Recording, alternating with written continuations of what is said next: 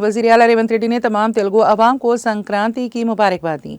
वज़ीर आला ने सभी को भोगी के त्यौहार मनाने की ख्वाहिश की जो बरकत लाती हैं। उन्होंने कहा कि संक्रांति जो नई रोशनी लाती हैं, जोशो खरोश के साथ मनाएं। उन्होंने कहा कि ये त्यौहार रियासत के तकरीबन 1 करोड़ किसानों, गरीबों और ज़राई मजदूर खानदानों के लिए नई रोशनी लाएगा।